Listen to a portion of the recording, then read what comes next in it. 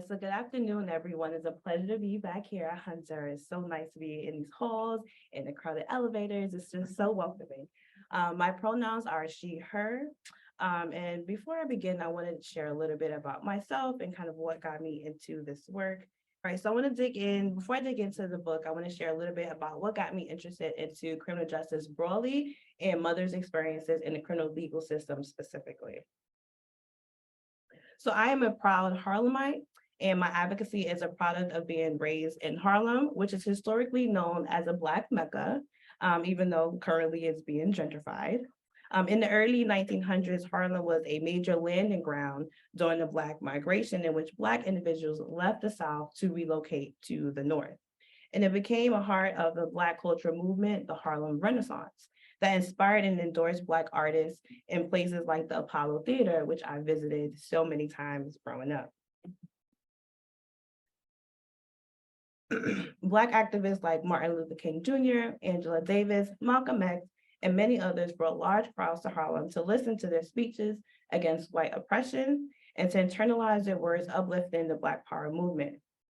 In the late 20th century, however, Harlem became a neighborhood that was hard hit by political rhetoric of the war on crime and the war on drugs that was used to justify political reliance on punitive carceral systems. The public narrative of Harlem as a magnet for Black culture and civil rights activism shifted to a dialogue about Harlem that was a place filled with crime, drugs, and turmoil. So this was the context in which I grew up in Harlem, occasionally visiting historical landmarks like the Apollo Theater, yet witnessing the growing takeover of penal control in my neighborhood. People in my community were being stigmatized for resorting to drug use as a coping mechanism, and they were being incarcerated for basically surviving their circumstances. I realized that the takeover of penal institutions was just another way to avoid providing the much needed resources in Black and Brown communities like mine. Instead, people are criminalized, pulled from the community, and incarcerated behind bars. As a Hunter student, it was nearly impossible to avoid the community divide, taking the bus, the 101 or the 102 bus from Harlem into the Upper East Side where Hunter is. And it wasn't only a racial difference, but it was also the difference in the type of businesses, the structural buildings in which those businesses were, and the obvious difference in police presence. So I wondered, where are the narratives of those who are directly criminalized?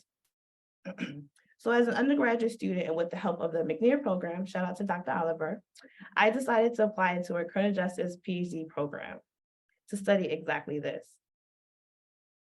So in my studies, I quickly realized that discussions of mass incarceration mostly focused on men, while women were largely ignored or forgotten since they're outnumbered by men. So these numbers here are a bit dated, but men make up about 93% in prison, men make up about 84% in jails, and men make up the majority in community-based supervision, with about 75% men on probation and 87% men on parole.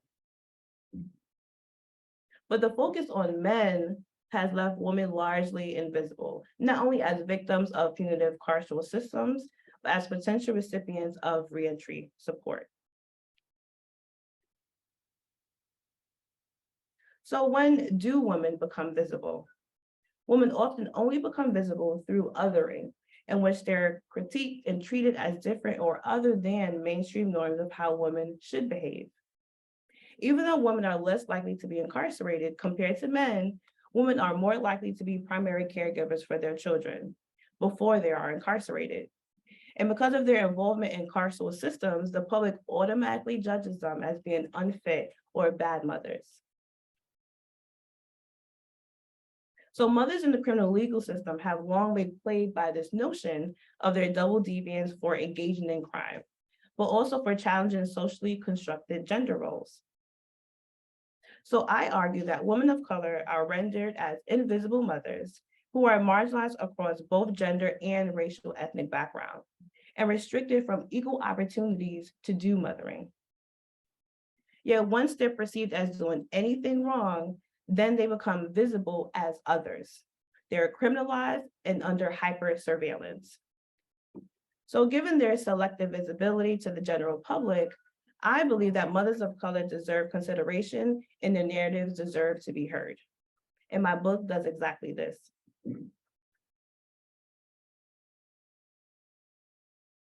So the book is based on my interviews with 37 formerly incarcerated mothers of color. On average, the mothers had 2 to 3 children, with one mother who had up to 10 children. Among the 37 mothers, they had a total of 101 children. So this just goes to show how many children are impacted by maternal incarceration, with even a small number of mothers who are incarcerated.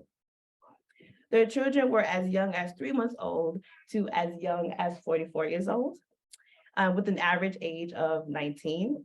And this average, I want to highlight, excludes the 7 children who were adopted. This was the mother who had 10 children. 7 of them were adopted at birth. And the mother's last incarceration ranged from as short as 7 days in jail to as long as 5 years in prison. So most of the women were recently released. As many as 15 women were released for less than a year at the time that I spoke with them, with 15 women released between 1 to 5 years and 7 women released for over 5 years at the time that I spoke with them. And altogether, they were in the community for as little as 1.5 weeks when I spoke to them, to as long as 16 years. But the average time was about 3 years, a little over 3 years. So today I want to touch on something that is not covered in the book, but that came up during my conversations with the mothers. And that is a woman's experiences with pregnancy behind bars, meaning during their incarceration. So about 225 women and girls are confined in juvenile centers, jails, and prisons, and about 60% of them are mothers when they go in. And of that number, 58,000 are pregnant when they enter our jails and prisons. So now it's one thing to show these numbers, and it's another thing to share someone's lived experience. So I want to share the story of a mother who I refer to as Madison, both here and also within the book. And during our time together, I will highlight some of the barriers that incarcerated mothers face during their pregnancy while they were behind bars, but then I'll also speak to some of the barriers that they experienced after they were released while navigating motherhood after incarceration. So I first met Madison back in 2014 when she shared her story with me. Not only was she a mother when she was first detained in jail, but she was also 2 months pregnant. She described the freezing cold temperatures during the cold months and the bug-infested areas the women were required to remain in. She also described not having enough food or even healthy food options to eat during the entire pregnancy. In fact, the pregnancy snack that was given by the DOC at the time was a bologna sandwich, which is one of the many things that pregnant women are told not to eat during their pregnancy. When she was transferred from the local jail to the state facility, she too endured a complete disregard for human dignity as she was asked to bend over, spread her cheeks, and cough. So degrading. And yet this continues under the guise of so-called safety and security. Like many women during their pregnancies, Madison had a UTI. And after being given antibiotics and taking them as prescribed, she went for her follow-up and was told that it had went away. Yet she knew her body and she knew that she still had that UTI, regardless of what they told her at the facility. So it wasn't appropriately addressed or treated during her incarceration, and she had the UTI throughout her entire pregnancy, even during delivery, which later introduced some issues for both Madison and the baby. So before I transition into Madison's delivery experience with these complications, I want to make sure I point out shackling practices. So this is a picture of what full shackling of pregnant women looks like. The chains around the waist, around the hands with the black box that connects everything together, and also around the ankles.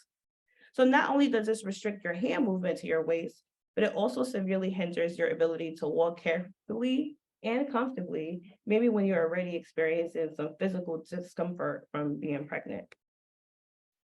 There's plenty of research and reports demonstrating that shackling pregnant women is dangerous to their safety, their physical health, and emotional well-being, but also that shackling pregnant women is harmful because it can interfere with their medical care and it can actually cause them to fall while they're chained with that black box. Shackling is also unnecessary. They can be under supervision without being in complete shackles during pregnancy, and is actually opposed by all the health experts and human rights groups. And without a doubt, the use and abuse of shackling pregnant women resembles a very historical shackling of slaves, given the racialized demographic of who we are pushing and pulling into our criminal justice system. So there is currently a federal prohibition on shackling during pregnancy, labor, and recovery. But about 75 to 85% of incarcerated women are not protected by this federal prohibition. Why, you may ask? Because most incarcerated women are not in federal prisons where a federal prohibition applies. Most incarcerated women are in state and local facilities. And about 16 of our states have not implemented bans on shackling. So there's still some work to do. The shackling of pregnant women is an epitome of cruel and unusual punishment and is completely unnecessary. So going back to Madison, when it was time for Madison to deliver her baby, she was transported to the nearby hospital in these shackles. She wasn't allowed to have family members there for emotional or physical support during the time of her delivery, but at the same time, she was forced to have 2 correctional officers in the room with her to remain in the delivery room as some sense of safety and security. As she lay there in pain and discomfort, watched by the officers, even the doctor questioned the officer's role, highlighting that their presence was unnecessary. Still, this didn't matter. She was invisible as a woman and as a mother, for what simultaneously, she was hypervisible for her criminalized status and forced to endure excessive control and dehumanization. And I want to highlight that in New York State, it's somewhat unique in that there are prison nurseries in New York State where incarcerated mothers can spend about the first year or so with a newborn after an incarcerated mother has a baby at a nearby hospital. And the idea behind this is that it can contribute to a mother-infant bond after a baby is born. And Madison had her daughter with her at first. So prison nurseries are highly regarded for the benefits that they provide for both. Unfortunately, Madison believed that her daughter was treated differently at the nearby hospital and was not given the adequate care that they would have to another baby because of her circumstances. So as a mother myself, I can assure you that there are a number of reasons why a baby may be crying. It can be from colic, acid reflux, overstimulation, anything. It could be a number of reasons why a baby may be crying. But in Madison's case, her daughter had an infection, which she got because she had the UTI during the entire pregnancy. But the staff at the nearby hospital, they were adamant that the baby must be withdrawing from drugs or that Madison must be pinching her baby. So Madison shared with me, they thought she was withdrawing of drugs. When I said to them, no, I wasn't on drugs. If I was on drugs, every visit y'all took me to the doctor, you'd have noticed because you drug test me. Madison wanted that maternal bond, but she believed the hypervisibility of her criminalized status prevented her daughter from getting the proper attention she deserved. I felt like she was treated unfairly because her mom was in prison. Like she didn't get the treatment a regular person, a regular civilian would have received. And I didn't appreciate that. Once the baby went with Madison's mother a month and a half later, she was finally able to get the proper medication for that infection and alternative formula for her milk allergy. She also had a milk allergy. Madison is just one of the 37 mothers that I interviewed as part of this project. So that was an inside scoop into pregnancy during incarceration. But my book, Invisible Mothers, looks at various aspects of life post-incarceration, starting with motherhood and looking at mothers' experiences with custody, housing, employment, finances, and recovery. So the rest of today's talk will come from the first chapter as it relates to the act of mothering and doing mother work after incarceration. So for anyone specifically interested in one of these other topics that I will not cover today, I do have copies of the book for purchase. If you are interested in getting a signed copy, I do have some books there.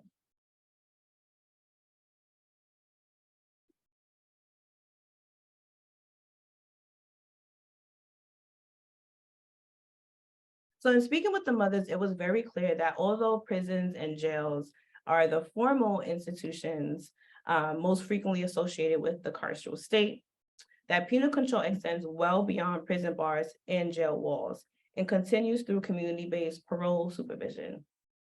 Over half of the mothers I interviewed were or had been on parole. So advocates of the criminal legal system claim that the purpose of parole is to serve as a transitional phase between confinement and so-called freedom in the community. But in reality, however, parole is just another form of incarceration without the physical barricades like a correctional facility. So it was fairly common to violate parole for not reporting to a parole officer, not reporting a change of address, even though it's difficult to stay in the same place when you're often homeless after incarceration. So as Vera shared, I'm out here. I don't have a cell block to go in. I don't have someone to tell me, get up, take a shower, it's lunchtime. Well, you still don't feel like you're free out here either. You understand?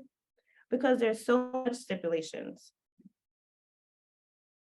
The emphasis of parole is on surveillance and risk management, imposing strict stipulations and stripping parolees of certain freedoms. In fact, because Vera's daughter had a record and they were joint on the case, there was a point where she couldn't even be around her own daughter. To complicate matters further, the mothers wholeheartedly believe that there's a difference for someone who has kids and someone who doesn't. As Ama shared with me, parole is a surveillance state that is unpredictable, time-consuming, and filled with stipulations that are more detrimental when women have children. When they live with children, random visits from parole officers was embarrassing and stressful for both them and the children. Curfews made it difficult to visit children when they live separately from the parent, and especially given public transportation here in New York City is so unreliable. When the children were outside of the city, seeking approval to actually go visit them was often long and a difficult process that sometimes discouraged the mothers from actually going through that approval process as well. So given the complicated circumstances that mothers face under the carceral state, I want to talk a bit about mothering from a distance. So there are plenty of self-help books about mothering from a distance, like when parents are divorced, when the mother is away on deployments, you name it, when the mother lives in a different country from the children, which is transnational mothering. And the mothers I spoke with described several ways that they try to engage in mothering from a distance, both during their incarceration, but also after their release. So I don't have a lot of time with you all today, so I want to share a quick look into how they did mother from a distance, specifically doing mother work after incarceration, which is often unseen by outsiders. So incarceration forces maternal care and responsibility to rely on others on the outside. On the outside, while the carceral systems keeps the mother confined behind bars. And as a result, mothers may lose place with their children while they're incarcerated. So family support may help offset mothers losing place with their children when they can see each other during visits or when they could speak on the phone, etc. Yet the financial burden of expensive prison calls and long and stressful process to visit faraway prisons means that mothers still face the reality of losing place in their children's lives. And as a result, the mothers try to gain positionality in their children's lives after incarceration. So one way they tried to accomplish this was by first reacquainting themselves with their children. It had only been 2.5 weeks since Donna was released from prison, and in that time, her son had 3 birthdays without her, grew facial hair, began playing basketball, and developed a new interest in fashion and sneakers. Her son, who behaved like a small child before she was incarcerated, had grown into a teenager who wanted to be a man, like she said. So even though she was proud of her son, Donna shared, he's just trying to show me that he has grown through the years, but I still want that little boy. She found herself needing to learn about her son and learn where she fit in terms of his new interests and his new routines. So while Donna was reacquainting herself with her son, with her son 2.5 weeks after her release, another mother, Marie, had already spent 7 months out since her release. She shared that when she first came out, she took an authoritarian approach to parenting her 13-year-old son, but then came to realize that that approach wasn't really working so well for her, and that he just wanted to lay on the bed and watch movies together after she'd been incarcerated. So Marie shared, I visited just to spend some time together. I took the time and I made some changes, and I see that this is working better for us. Communication.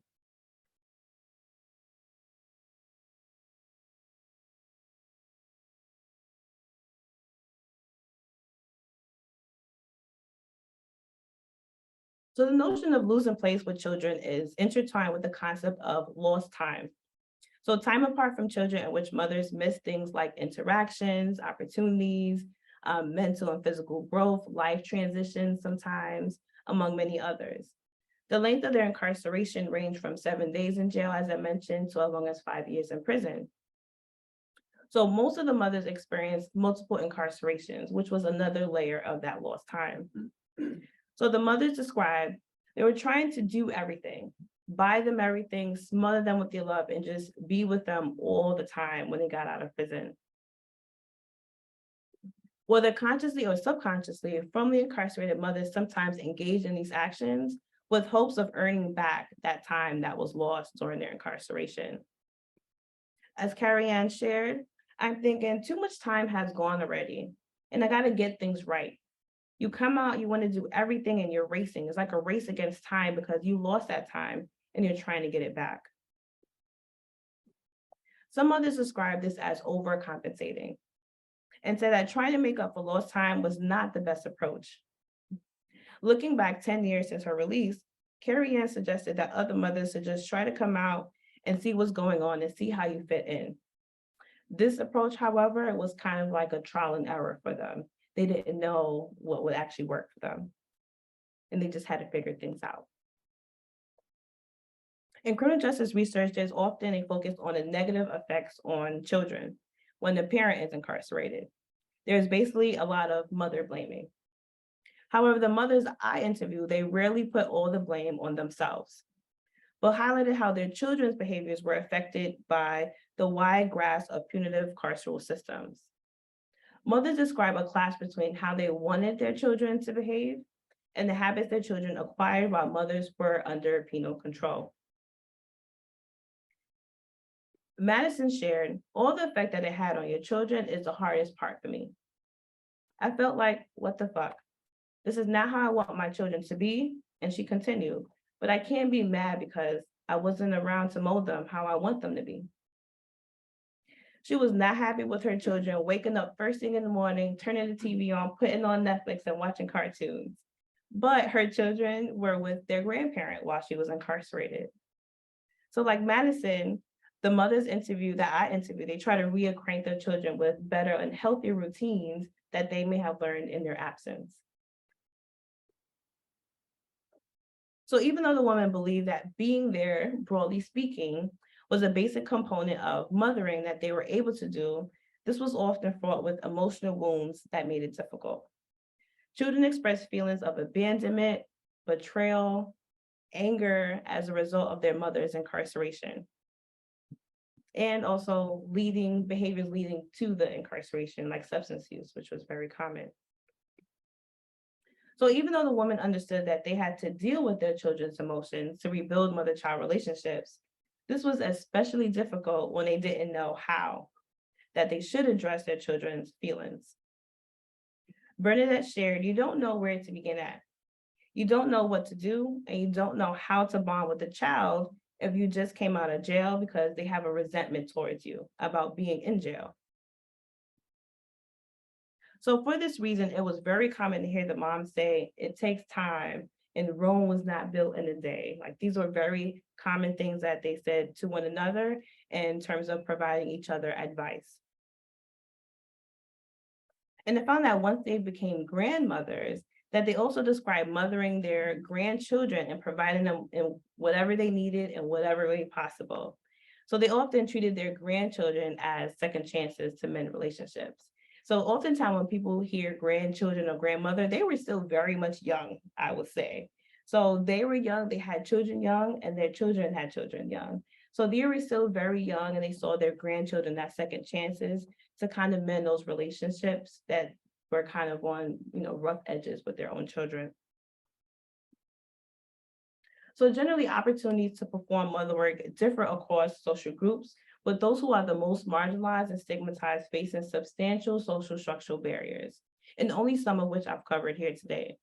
Still, the mothers I interviewed described several ways that they were doing mother work after incarceration. Unfortunately, these efforts are largely invisible to the general public, and these efforts go unnoticed by those who are critical of these mothers simply because of their involvement in the criminal justice system. But I argue that given their circumstances, mothers of color are winning in the margins of the carceral state that surrounds them. They engage in mothering behaviors tied to their realities post-incarceration, which allows them to combat those stigmatized labels that incarceration conveys about them.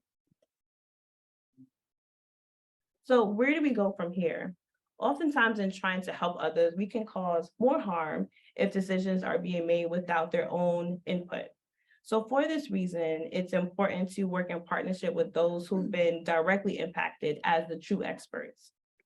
So I want to quickly share some things that the mothers have shared with me.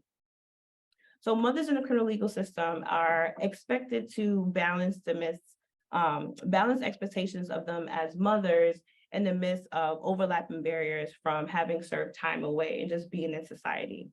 And if they didn't meet these expectations, then they were viewed as letting others down or sometimes letting themselves down. So the mothers believe that instead of the hyper surveillance of what they shouldn't do, that programs and practitioners should devote attention to what they actually can do within their circumstances after incarceration. So for example, Kiana cautioned against the constant reminders about being on parole and what would happen to her if she had any setbacks. She was constantly being told, don't F up, or you'll never get your kids back. And she described this as not being helpful for her actually moving forward. In her words, she shared, when somebody constantly feels that they're being watched and not good enough, that's when that person goes downhill, especially in her case because she had a history of substance use. The repetition to stay on the straight and narrow translated into counselors truly doubting her and left her feeling disempowered in her journey, not only in her motherhood journey, but also re-entry post-incarceration. Rashida was another mother who believed the most important component of programs was to learn about the mother's own desires and their own dreams, what they wanted to do after incarceration, what was the most meaningful for them, and then to provide practical suggestions that they can actually take and move forward with.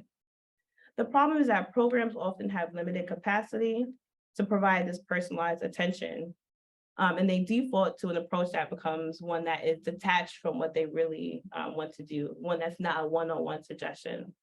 So it's important to take a strength-based approach that reinforces their strengths, recognizes their mother work, and validates them as women, as mothers, as human beings.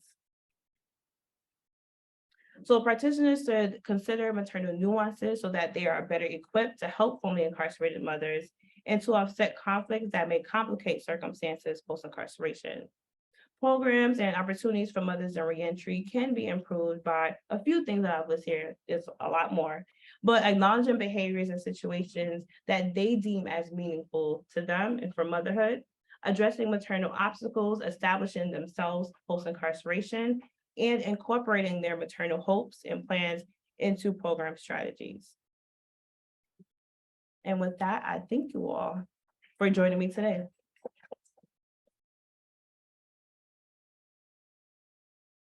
We have a mic for questions, so that way it can be picked up.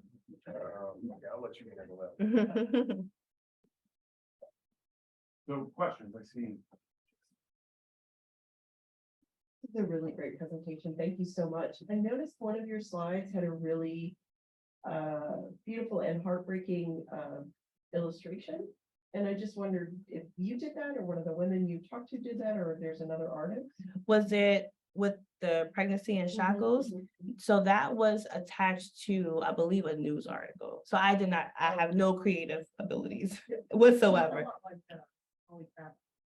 Yeah, so that was not me, but I saw that related to a news article that was talking about pregnancy amongst incarcerated women. So I put that in. Go ahead, shoot a question. Hi, Hi. I have a so what made you choose like this topic in general for mothers after incarceration? What made you want to decide to study mothers? Yes, that's a good question. So I talked a little bit about my upbringing. As an undergraduate student here at Hunter, I did a lot of volunteer work in my community. I volunteered and I interned with the Correctional Association of New York. I went to coalition meetings. I just had a general interest in the criminal justice system. So that's how my volunteer work and my internship started out.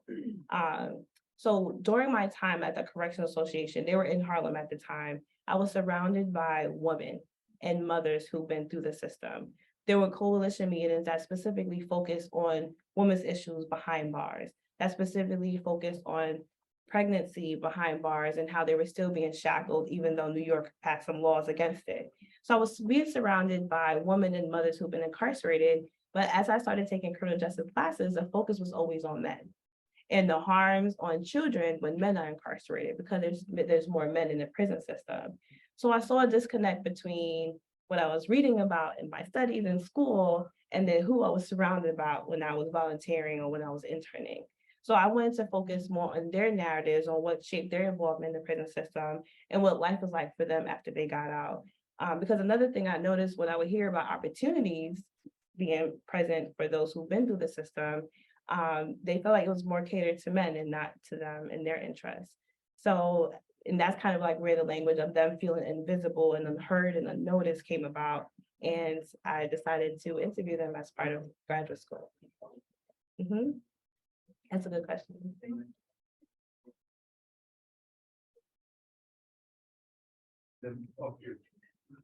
Yeah, so I guess my question is that you just actually mentioned, but I'm not sure it's fully answered, that the resources that are being presented to these people that after they're incarcerated are geared towards men.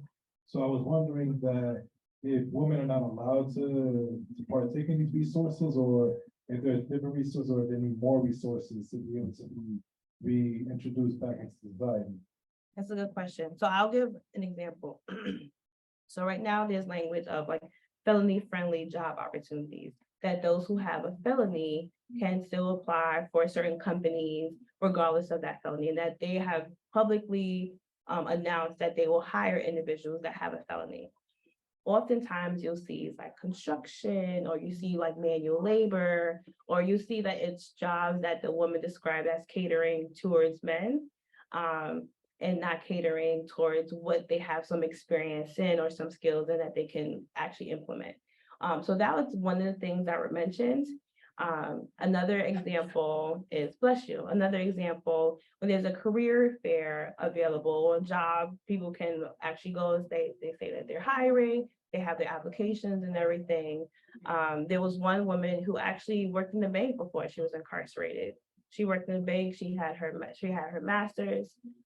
She went for a career fair to apply for jobs, and it was all retail.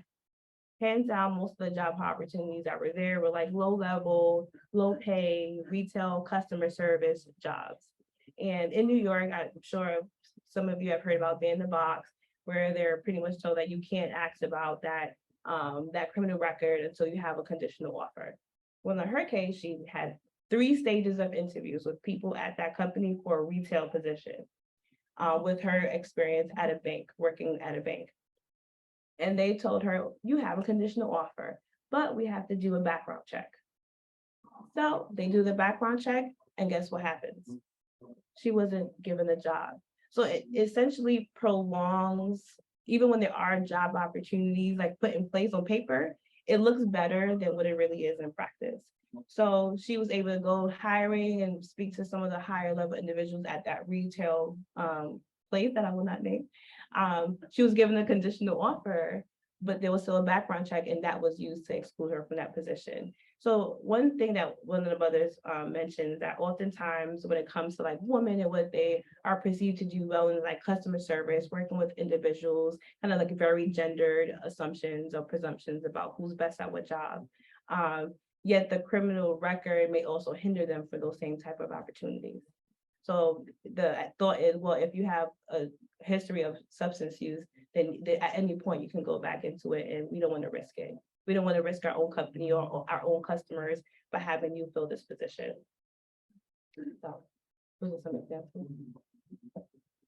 Hi, so you zoom in on mothers of color Mhm. and the hypervisibility of them. Yeah. Did you ever look at or compare the differences between mothers of color and other races? So I didn't want to And focus why? on, yeah, I was very intentional on focusing on mothers of color for a number of reasons. But what I did compare that I didn't talk about here was African-American, Latina, and West Indian mothers. So I identify as Afro-Latina, and I've been in several situations where people assume that I was not Afro-Latina, or people have spoken about me in my own language, assuming that I didn't understand. So yeah, and I always respond back, that's something I'm very proud of doing. I see it as a teaching moment. But I was very intentional. I wanted to kind of compare experiences on the ethnic background, not on a racial background. So within New York, you know that there are pockets across New York City where you may have like large Hispanic communities or large West Indian communities or large African-American communities. So I went all throughout New York and interviewing mothers where they lived or wherever they felt comfortable, and to ask them about their experiences. And I did notice a few differences based on ethnic background in terms of how family responded to certain crimes that were committed. So I'll give an example. So the West Indian mothers were more likely to say that family were reluctant to provide them with financial support or any support if they have a history in terms of engaging in a crime where they obtained funds in an illegitimate manner. So Marie, who I mentioned today very briefly, she was from Haiti, and she described a conversation that she had with her mom, where she fell into substance use, and in order to fund her substance use, she pretty much was thinking, well, prostitution or money fraud. And her mom told her she'd rather her be a prostitute because at least she's working for her money. But in herself, it was too much emotional pain and mental discomfort from being exploited. And for her, the money laundering was another better, like less traumatic way of doing that. But that was a back and forth that she had with her mother. And likewise, she would say, well, back in my home country, like no one respects a thief. You cannot do that. Like no one respects that. You have to work for your money. So those kind of notions did come up a lot in terms of like the West Indian women who share their backgrounds with me. But admittedly, it was very, very, very, very, very hard to speak with West Indian mothers. And that when I spoke with individuals in the community, they also shared that with me as well. Like, good luck, because they're not going to want to talk to you about this. Like, there's a lot of stigma. There's a lot of stigma in our community, and like you're an outsider, so they may not feel as comfortable. But those who did speak with me, they gave it all. So in that note, it was very helpful to learn from them, which is why I was there. But there were some interesting nuances in how they believe that they were treated. I have a question. Yeah. So like, what was the main reason that like these women got incarcerated? And also I want to know, like, because we also did this based on women of color, right? And we talked about these babies who were treated different. Is that mainly because they got incarcerated, or like they were treated differently, or is there other cofactors such as like their skin color? And the third point I want to mention is that like how you say like there's lost time because these women got incarcerated. But I just want to say like in today's world, it's really common for like people or like children to like get some grandparents, because maybe like parents who are first immigrants have to work and like very busy, have to go out of state. So they also have lost time too. So it's not only just applied to like incarcerated women. Yeah. So I'll try to go from the beginning with the last point. There are a number of things that I discuss within the book that can apply to mothers outside. So going to Lost Time, when I mentioned there are a number of like self-help books when parents are divorced and they have to pick between which parent, or when a mother is engaging in transnational mothering, with the mother's living in one country, the children are another. Like there are a number of things that overlap with mothers outside of the prison system, and you see some nuances in how they try to understand their role and their ability to do mother work within their certain circumstances. And this is just highlighting how they describe how they were able to do mother work within their realities, which is, there are some overlaps with mothers of different social status. In terms of what the reasons why they're mostly incarcerated, it was very much aligned with national data in terms of why we see women in the prison system. Substance use was hands down one of the biggest things. So with that, I'll note that most of the women had a history of childhood trauma, physical, mental abuse, and that led to substance use as a coping mechanism. And their involvement in the prison system was oftentimes to fund that same substance use. So whether it's engagement in prostitution or selling or things of that nature, try to kind of fund their substance use, that was hands down the most common reason why women were involved in the system. So nonviolent offenses. The probably most violent one was arson. And in that case, it was a mother who found out that her best friend was intimate with her son's father, and she set her home on fire. So that was probably the most violent incident, and is in relationship to a significant other. So oftentimes intimate partners are the ones that may introduce a woman into substance use, if not a peer, or just they're a battle with, other things that are going on. But hands down, that was the most common reason that they were involved in the prison system, nonviolent offenses, particularly revolving around substance use. And your second question was in terms of was it the pregnancy behind bars? So the pregnancy behind bars. So when women are pregnant and they're incarcerated, they have to be transported to a nearby hospital. So there's usually, well, the closest hospital, sometimes they're not very close. So they have to be transported to a hospital in order to deliver. There have been cases you may have heard of them not being transported soon enough when they're complaining or sharing that they're in labor, and accidentally things happen inside a facility, but that's not supposed to happen. They're supposed to be transported outside to a hospital. So when they're transported outside to the hospital, there are always correctional officers with them. And it's obvious that they are coming from the prison because they're surrounded by correctional officers that are in the room or right outside the room with them. So they describe that hypervisibility with being surrounded by correctional officers and still having like a chain on their wrist or on their ankle as being shown and presented as someone who's not a human, but being presented and shown as someone who's an animal and treated like an animal because of that presence with the correctional officers who are there. And in Madison's case, the doctor really was kind of going back and forth with the guards that were there, like, you really need to be inside of the room as she's giving birth. And they said it's just policy that we have to be here. But there was really no risk to them. There was no risk to the general public when someone's literally giving birth to a baby. So they believe that just the hypervisibility of the correctional officers, the chains, the confinement, as them being treated differently, and then also the child. So in Madison's case, one thing that I did not share, even after the baby was born, she wanted to breastfeed the baby when they were still in the hospital. But in order to go where the baby was, she needed to be transported, taken to the baby in the ICU. But the officers, they thought that she wanted to go too frequently. With a newborn, it could be every 2 hours or so, very frequently. But they thought it was too much for them to constantly go back and forth between her room and the ICU. So she wasn't even allowed to breastfeed. So that's the instance where it's not necessarily the hypervisibility, but the restrictions that are imposed upon her and the child based on those who are agents of social control.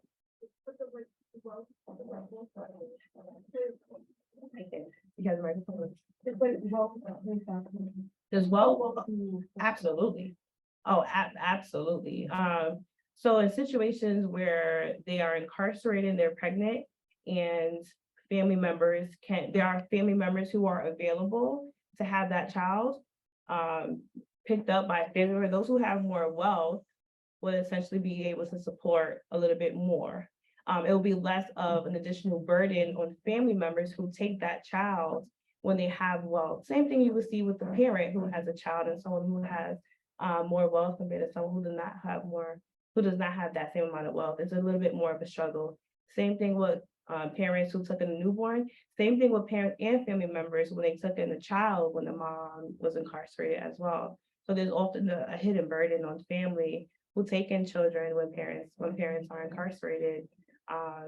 Where now they have to figure out how to feed an extra person, how to clothe an extra person, how to get them to school on time and things of that nature. Those are some of the also hidden burdens that can go on family as well.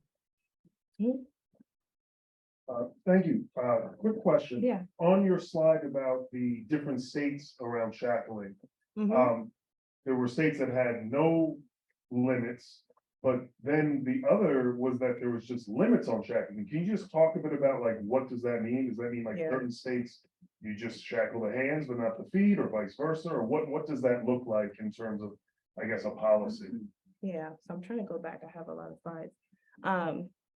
So some states, and I can't remember off the top of my head, specifically say you can't shackle. There we go. Is this it? Yeah, yeah. Okay. Yeah. So some have laws that limit shackling of incarcerated women during childbirth. And so some states, they have labor during delivery and then recovery. So kind of 3 stages. Here, says childbirth. That's very broad. Other states have very specific in terms of, all right, from the moment that person believes that they're in labor, don't shackle them because anything can happen at that point in time. Down to when they're actually in the process of delivery, when they're kind of on the bed essentially. So not shackling to the arms that are on the side of the bed or shackling the ankles to the side of the bed. And then a point of recovery while they're in the hospital, which can be 2 or 3 days. So some states have those very specific policies on what can't be done. I know in New York State, when there were changes first made, a lot of the COs, they didn't know what the specific language was. So Correctional Association was doing a lot of work to share what the policies were in New York as changes were being made and things are not going down to those who are actively transporting them to the facility and who are there with them inside those rooms. So you can get that more specific information on a state by state level, but it can vary depending on where it is. And you can kind of see some patterns in terms of what the states, which states are limiting and which states are not.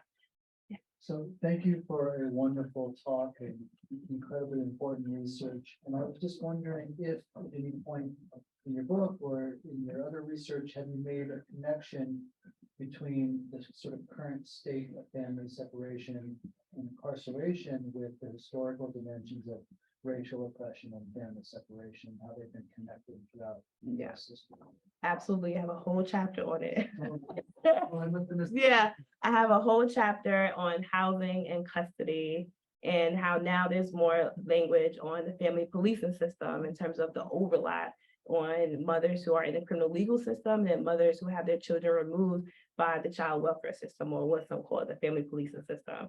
So there's definitely like a whole an entire chapter on that. And how they describe the difficulties in regaining custody of their children after incarceration because of the number of standards that they have to meet in order to regain custody. Going back to the question about wealth, they mentioned how, it would be easier if they or their family had a lot of money to be able to afford a New York City apartment that with every room has a window, every room has a bar, and there's a bedroom for every child. Like that's hard for the average person, let alone someone who's been pushed and pulled into the criminal legal system. Just wanted to follow up just because there's been some literature over the last 10 years linking the state of mass incarceration to the history of slavery in the US. And I know that family separation during slavery was a regular practice, and one that was profoundly, we know from narratives, we know from historical documentation, one that was experienced by mothers in particular as one of the most profoundly difficult of all of the difficulties. So in the chapter on mothering, they talk about how even being on parole, they kind of make comparisons with being lynched, and how even though they're not incarcerated, like behind bars, they're on parole, but they still feel like they are incarcerated just in the community. And they compare it to this sense of being lynched, that there are so many stipulations against you that it's hard to just survive. It's hard to do anything really. Being forced to meet with your parole officer, forced to find a job or going to school. You're trying to regain custody of your children, so those have another set of stipulations as well, because you have a history of substance use, random drug testing, random visits. So there were a number of things that made it difficult for them, where one mother described it as running with a chicken with the head cut off, where you can't, is a constantly losing battle. In addition to that, without the wealth, without the family generational wealth, is another layer of difficulty to be able to overcome that. This was a great talk. Thank you so much. Yeah. I was curious about in your title, the invisibility and visibility, and you talked about it in relation to childbirth, which I thought was really profound. But I'm curious because in your title, it's after incarceration. And so what are the, I assume parole is one of the mechanisms of hypervisibility, but if you can talk a little bit about how that happens after being released from incarceration. Yeah. So pretty much everything. So from being on parole and needing to meet with your parole, the number of stipulations with parole in general, we're going back to the child welfare system and them being, because of their involvement in the criminal legal system, that they're even more hindered with being able to have additional standards placed upon them that they need to meet to regain custody of their children, whereas they felt like it was often too general and applied to everyone and not specialized for their particular circumstances. So too general in the sense that everyone who's been incarcerated needs to have parenting classes, needs to do this, random drug tests, things of that nature, that weren't specifically specified to their background and why they were incarcerated to begin with. And often believing that their involvement in a nonviolent offense didn't negate how good of a mother that they were before incarceration. They felt like it was very separate, but the system combined them into one. Looking at housing. So now I believe in New York, there's language now too. So we have language that say, okay, you can't discriminate against race, but there's a lot of overlap too in terms of who's getting access to housing and who's not based on who has a criminal record. So I'll talk a little bit about housing. The shelter system is ridiculous. So a number of them were kicked out of their shelter because they couldn't prove that they were homeless. How do you prove that you don't have something? It's easier to prove when you lose it. So that was a number one of the things. In reentry programs, in treatment programs, they felt as though they were stigmatized there as well. So for instance, in reentry programs, reentry programs are programs for those who have been incarcerated, they're released, they can provide resources. So it's very general. Some can have a history of substance use, some may not have a history of substance use. So they described in reentry programs, there was stigma within those programs among the mothers who've all been incarcerated. So I'm trying to think of a specific example in the language that was used. So one particular mother, Francesca, she shared, she did not have a history of substance use herself. And she was very critical of those who did. Oh, if those efforts really want to kill themselves, just do it quickly instead of prolonging the process. And she was in the program where there were individuals who had substance use, and this is how she was speaking about them. And they felt as though those who were leading those programs kind of also may have those negative perceptions about individuals within them as well. So even though those programs are meant to be a safe space, they may not always turn out in practice to be a safe space as they claim to be. So in various different forms, they feel like they were stigmatized and treated differently based on based on their background.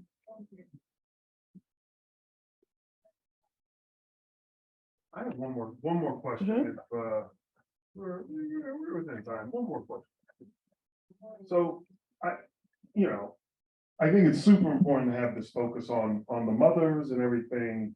As you said, oftentimes in this field, often not talked about. But in your conversations, in your interviews with them, Mhm. did the fathers show up and what did that look like? How did that land? Yeah. Yeah, I guess I'll stop with that. So oftentimes the fathers were not present, unfortunately.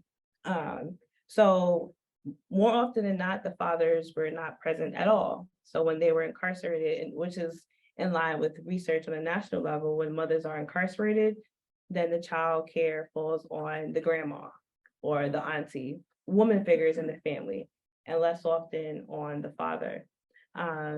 And that was the case for most of the 37 mothers who I spoke with. Of the fathers of their partners, the children's father who were present, they also described some difficulty in like trying to regain custody of children or just trying to make do and needed to rely on programs to be able to get some help. So here in New York, Our Children is an awesome program. It's Our Children, HOUR Children, and they provide housing, they provide resources to mothers, women and mothers who've been through the system. And one thing that's really, really awesome about Our Children is that they provide various forms of housing. So communal housing, when they first get out, they're living in the shared space and they can have their children with them, down to the more independent apartment style housing where they can live with their children. So they set them up to a place where once they're kind of going through those standards of the child welfare system, they're meeting those housing requirements. And one particular partner, one particular husband, he was pretty much going crazy because he wanted to get the children and he was having a hard time. He went to that program as a man who was not involved in it to get some help out of desperation, essentially. So they also had a hard time when they were present. But for the most part, they were not in the picture before incarceration, during or afterwards.